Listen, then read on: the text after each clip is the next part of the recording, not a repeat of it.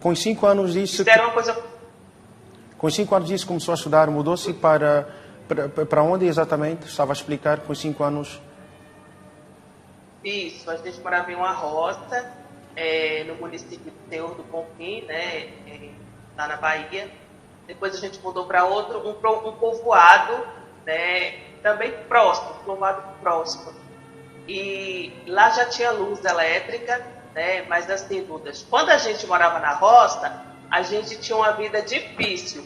Mas quando a gente foi para esse povoado que tinha luz elétrica, que eu via TV, que eu assistia desenho na casa do meu vizinho, aí a vida foi dificílima. Porque foi aí que eu tive a minha maior experiência mesmo com a fome. Foi aí que eu tive a minha maior experiência com aquilo que foi de ruim na minha vida. E por incrível que pareça, no lugar onde eu mais sofri, foi onde eu fui mais feliz.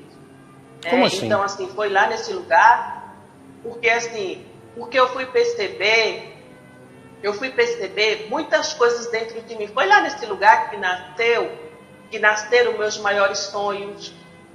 Foi lá nesse lugar que eu fiz grandes amizades. Foi lá nesse lugar que eu descobri quem realmente eu queria ser. Porque a gente não pode aceitar aquela realidade que nos é imposta. A gente tem que lutar por aquilo que a gente quer. Então foi lá que eu descobri isso. Mas eu, aos 8 anos. Como é que a Gil começou a descobrir esta realidade? Apesar da dificuldade, quero compreender melhor este encontro das oportunidades dos sonhos, porque nós já entrevistamos aqui alguém que disse que quando a gente está com fome, quando a gente tem dificuldades, é muito difícil sonhar. Como é que isto aconteceu para a Gil? Exato. Olha, aconteceu assim, as pessoas desse lugar são pessoas, né, muito caridosas, muito boas. Então as pessoas faziam cesta básica na igreja, as pessoas nos ajudavam, as pessoas nos davam. Assim, a gente não tinha dinheiro para comprar roupa.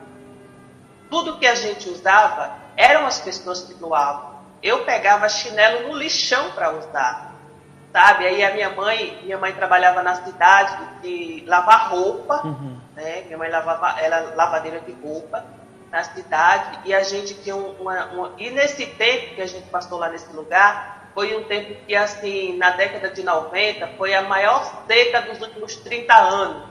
Né? Então não chovia, não se podia plantar. Então, assim, foi por isso que essa situação nos pegou e nos bateu com vontade, com muita vontade. Mas, mesmo nesse cenário de muitas privações da minha vida, eu não sabia o que era ser criança, eu não sabia o que era brincar, sabe? Eu não sabia o que era aquele felizes para sempre, o que é um conto de fadas, porque eu já vivia na realidade. Eu sabia que a gente dormia, a gente não tinha um colchão, uma cama digna para dormir, eu sabia que amanhã não ia ter o que comer, sabe?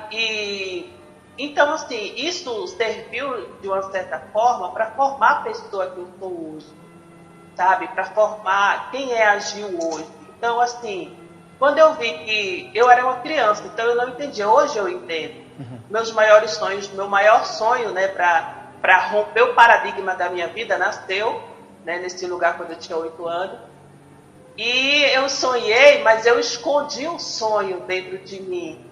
Né? Porque se eu fosse dizer, Dudas, naquela sociedade, naquele lugar, para aquelas pessoas que eu queria ser jornalista, é óbvio que eu ia virar piada. É verdade. Eu contei, acho que 20 anos depois, 18 anos depois, eu virei piada, imagina naquela época, né? Mas o bom é que o tempo passa e a situação muda, minha gente, o jogo vira.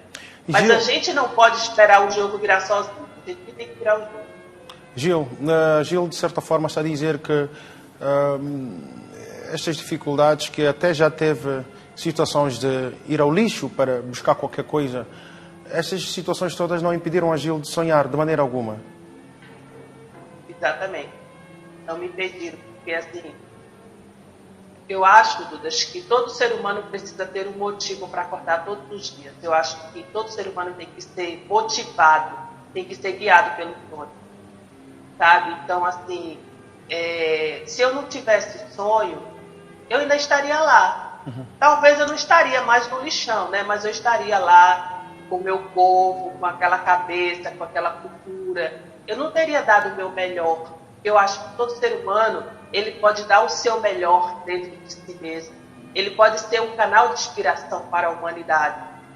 E eu vejo isso hoje, mas naquela época eu não via, era muito sofrimento. Então, assim, quando a gente sofre muito, eu, Gil Muricy, eu acreditava, eu achava até um tempo desse, que a felicidade era uma utopia. Eu não acreditava na felicidade. E eu não acreditava em Deus. Olha, eu sou católica e apostólica romana, eu era da igreja, mas eu tinha meu pé atrás com Deus. Como é que Deus existe e deixa isso acontecer comigo? Sabe? Então, assim, eu atribuía o sofrimento da minha vida a gente sempre quer ter um vilão, né? A gente sempre quer eleger um vilão. Então, eu atribuí o sofrimento da minha vida a Deus, mas isso já é uma questão também superada na minha vida. Graças a Deus.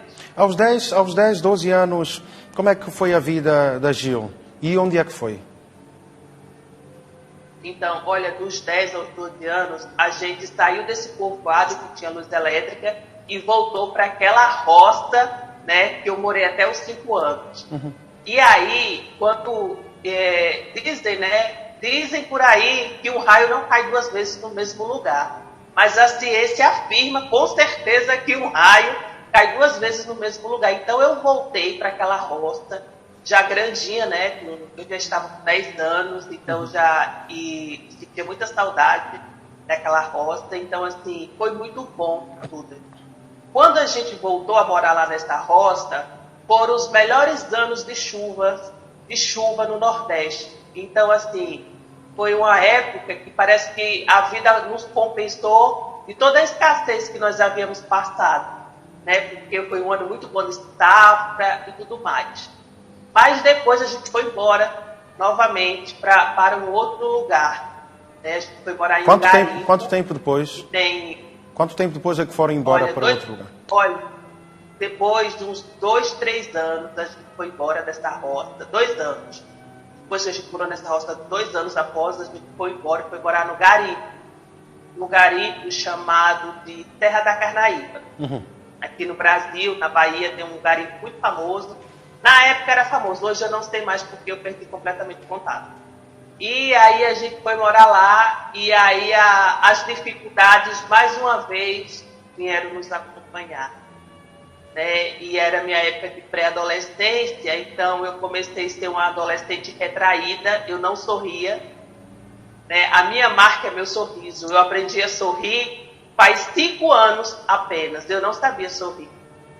Eu era uma adolescente muito retraída, eu vivia em casa o tempo inteiro. E detalhe, olha o grande detalhe, naquela época, em 1998, eu estava com 12 anos, fim da década de 90, que para mim foi a melhor década que eu já vivi.